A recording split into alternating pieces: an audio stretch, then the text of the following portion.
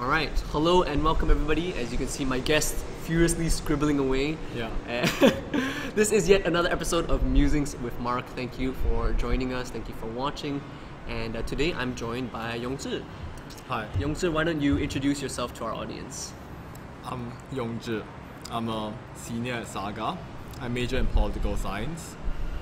And studying is a big part of my life in Yale and US, aside from student organizations and social activities. Okay, very holistic, well-rounded introduction.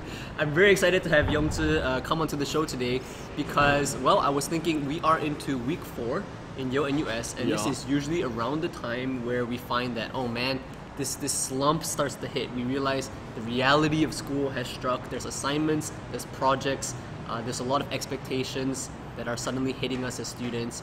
And I was thinking, should be, yeah. Definitely, yeah, right. Yeah. That's the way it should be. And I was thinking, who is somebody that I can look to that might have a good perspective to share with us as a community about learning? And Yongzhi was the first person that came to mind.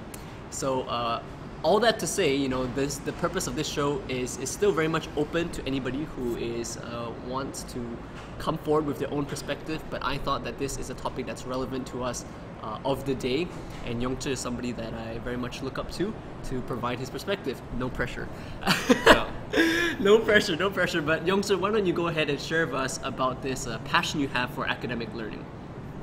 I'll make 2 points. Okay. The first, I think, is reality and theory. So the point of academic learning is to approach a highly complex, highly heterogeneous, highly diverse reality with sort of disparate factoids and information. How do you make sense of this world? How do you make sense of, for example, how plants grow, right?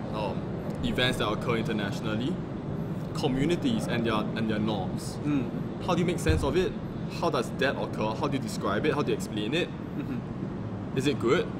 So these are big questions that require a sense of theory to provide explanatory structures. Okay. And you often think of theory as something that's up in the air. And Very that's abstract.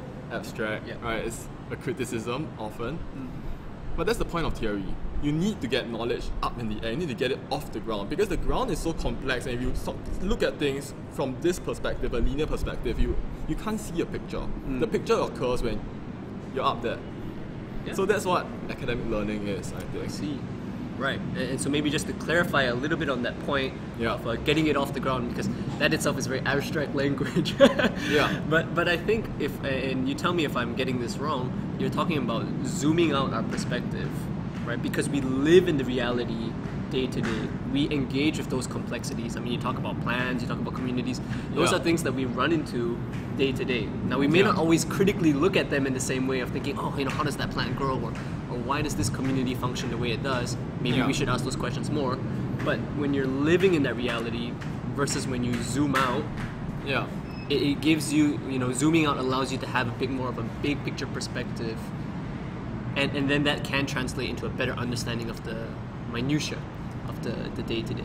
Yeah, that's a nice way of putting it. I think familiarity of information and understanding the grounds for those factoids are different phenomena. I'm going to run back to home ground. I'm going to run back to political science.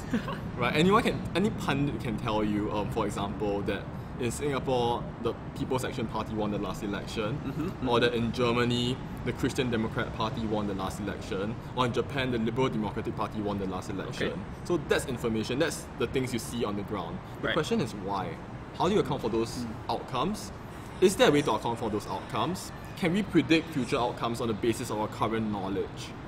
Okay, so actually moving from information to what we might say critical knowledge, asking questions about why, and then actually making informed, you might say, informed progress, looking at previous trends, looking at the available data, and rather than just taking the information wholesale, you actually have a way to process it intentionally.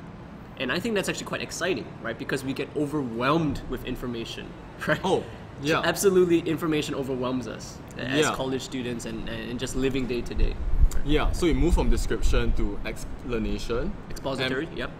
potentially to prediction. Okay. And that's when you can falsify hypotheses. You can see if this prediction holds true. Under what conditions do they hold true? Okay, so maybe this is a good segue then into talking about what are some of the practices then that allow us to, engage this passion for academic learning.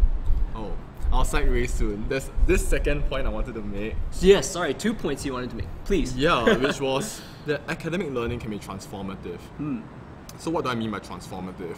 There's this sort of lens of knowledge that we talked about, Okay. how you start perceiving the world and understanding more diverse phenomena with a given set of theoretical constructs. Yep. But there's also a way in which you approach the world and you think, is this good? Is this right? Is this moral? And some classes, I would say, may elicit the questions that start brewing deep in the soul that may not be matters of the brain but matters of the heart. And one class I took last semester particularly started letting me ask questions about what does it mean to be. What does it mean to be? What does it mean to be? Wow, how about that? You could try reading Heidegger, Okay. or you might not want to. Or you might talk to somebody who is familiar on the subject matter. Yeah. But in any case, some classes do start eliciting real transformative moments and change you as a person. So the power of academic rigor to push, and I think just to relate this to your first point about theory and reality, Yeah. some of these questions I think we almost too quickly say, so abstract. What does it mean to be? Yeah. What does it mean to live a good life? Yeah. Yeah, in some sense they're very big questions, but I would say that I think sometimes we too quickly write them off as very abstract and don't Yeah. engage with them as critically as we can. And sometimes we need help to do that, right? A classroom setting, a community, Yeah. the rigor of that environment can be very Yeah. helpful. And I think you might be surprised with actually, the practical outcomes that come out from dealing with such Yeah. very, very big thoughts. But it does take a certain intentional approach, I would say. Yeah. Right? It does take an intentional approach. So why don't you share with us then some of the approach that you then take towards some of these matters that you feel allow you to really spark that interest? Yeah, so academic learning often relates to academic discipline. And I think discipline here is salient for two reasons, the word discipline. The first is the idea of discipline as keeping within boundaries or staying within established rules. And academic disciplines are often sort of carved up territorially. So this is political science, and then here's global affairs, and then here's philosophy. Anthropology's out there. I see you put anthropology a little lower than the rest. We'll talk more off camera. Yeah? Okay. Science. Okay. Chemistry, natural sciences. Yeah, so sort of these defined boundaries mark out, in some sense, the disciplines that we approach atomistically, distinctly from our different fields. Okay. Part of the interesting project of Yale NUS is breaking down these disciplines. Sure. Sort of asking other questions that relate across. And I Yes. think that's really fertile. And I think it's fertile on the condition that you have mastered a discipline. On the condition that you have some knowledge to bring to the table, such that when your peers have other areas of knowledge to bring to the table, Yeah. your conversations are meaningful and grounded in evidence. Ah. I think it's infertile when you don't know the boundaries of the disciplines. Yeah. When you criticize something that you can't put a stamp on yourself, essentially you're shadowboxing. You're fighting an opponent that's not there.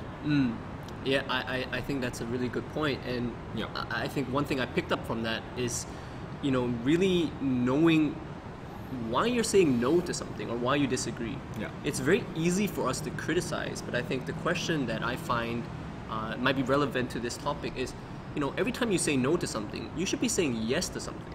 And I think this relates to what you're saying about, well, you really have to know your subject matter if you're going to disagree on something, or if you're going to look across Absolutely. certain boundaries. You have to know what you're talking about. You can't Yes. just be saying, oh, this is bad, this is lousy, but why? Yeah. I mean, why? It's very easy to criticize. Yeah. And I think it's absolutely key, like you mentioned, that when we start moving across our boundaries, we have to know in some sense what those boundaries even are. Yeah. And where we're even crossing. And to be very clear on that. Yeah. And then the fertile knowledge production and critical thinking can come about. And the dangers if we aren't clear on that. Yeah, so we have that sense of boundaries and being disciplined in the sense of keeping to those boundaries and rules. Yeah. The other sense of discipline is keeping consistent and meeting obligations. Okay. And I think this is salient, what you're talking about, week 4, projects, assignments, deadlines. And part of, in my suspicions, a successful education at a liberal arts college like ours is consistent work. Consistent work. Yeah. I suspect that if you sort of do your reading, do your assignment in a regular manner, right? First, you get into a swing of things. You are acclimatized to the burdens that you are made to bear. And more than that, deadlines. We often plan around deadlines. We tell, for example, my sweet mate Andrew, I say, well, I can't go out to Pop Tart the night before my MSc essay is due. But why do you plan around deadlines? Why don't you plan towards deadlines? Why don't you start thinking of the ideas, conceiving of those arguments way in advance, the moment your assignment is set out? In some sense, you have the lead time to refine those ideas with your faculty. Yep. You could even submit your assignment early. You have a smooth sailing career. You miss out on the all-nighter before the deadline, perhaps. Whoa, what a thing to miss out on. Yeah, you might or might not want to miss out on that. Yeah. Why not plan towards deadlines instead of around them? Why not be disciplined? Wow, I think that's just really clear advice, something that I'm definitely taking note of myself. Yeah. I think we'd all benefit from that as a community, right? Yeah. I mean, Yeah. we do recognize that it's a reality to say, oh, I'm really busy with this thing. When the reality of it is, well, not that we're going out there to blame or witch hunt anybody, but it's just to say, hey, well, there's more than one way to approach our assignments than just the day before or even 2 days before. Yeah. And I like what you mentioned about starting early. Yeah. Because I think that also moves us into a position where we allow ourselves to learn, right? That you produce a piece of work early, maybe it isn't in its best shape yet, but you give yourself time to learn what the errors are, learn what the mistakes are, bring it back for refinement. Yeah. And actually, in some sense, allow yourself to realize your potential for growth. Yeah. Whereas if you're just writing on the day before, and guys, I'm saying this much more as a practitioner than a professional, right? I recognize the situation, but when you write a paper before, when I write a paper the night before, I don't have the time to actually learn from it until, say, after the paper's done. And guess what, guys? The reality is, after you get your grade, the chances of you looking at that paper again go really low, right? Oh. I mean, who's going to write a paper again that's been graded, right? But if you write it, say, early, or at least you write a thesis statement early, I think this is what you're getting into. Yeah. Even if it's horrible, even if it's crap, you give yourself the opportunity to learn something, and you might have a lot more fun with that, actually, and considerably less stress, actually, because you've given yourself more time to work with that. Yeah. I think that you're really onto something, and I think you are a living example of that. Yongzhi is someone who engages definitely with his academics, but I've always found that he makes time for his friends, just like for something like this, and I think that is credit to your discipline, Yongzhi. So thank you for that. It's really been it's a good thing. Yeah. One quick comment about what you said about community. And this is something I think is part of the mission of UNUS. We say that we are a community of learning.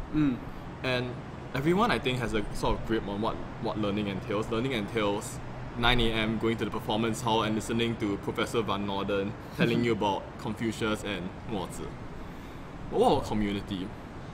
Is it just eating in the dining hall with your friends and then going out clubbing or chilling together in the battery? I think it might be more than that. I think there's an interplay here.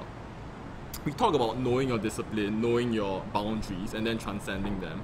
And I think that's where the transcending happens. I think when you engage in ideas from different disciplinary perspectives, that's your community of learning. When you tear together the same question that bugs you all night, that's when learning happens. When sophomores in our year sort of came together and tackled the MST exam prompts in the same fashion, that's when learning happens. Yes. That's community. When all the first years know what the Zhuangzi butterfly is, oh my god, in the elevator, pretty much a meme now. That's the community. Yeah. I think absolutely right there. community of learning, Yeah. something we could all benefit from, and you know, I think that's a really good thought to leave us, Yeah. To kind of move us into the ending of this show, guys, because you know we don't have all night to chat, but definitely we do think that this is a good point in time to end the conversation in some sense here, but to begin it, you know, with you guys out there as well, right? So if you ever have a thought or a comment, you know, you can just comment on the video itself, leave a like, a share if you found this useful. Musings with Mark will be happening every single week, and you can contact me, you know, through Facebook or email. Yongzhi, you can find his email through the Yale and US directory. That's what he told me. So you can go put in a bit more effort to find him. But guys, we'd be really interested to hear what your thoughts are. And the musing that we're going to leave you with is really, what does it look like to be truly a community of learning? Each one of us owning that process for ourselves, knowing our content, for example, and knowing as well who we can reach out to, who we can connect with, that we might really push each other to be the best learners that we can be. Community of learning right there. Here you go, friends. Okay, so thank you everybody. That's all that we have for today's session. Again, do leave us a like, leave us a comment, because we're really interested to hear your thoughts as well, and reach out to us with any of your own responses or perspectives. Okay, thank you guys. Bye-bye.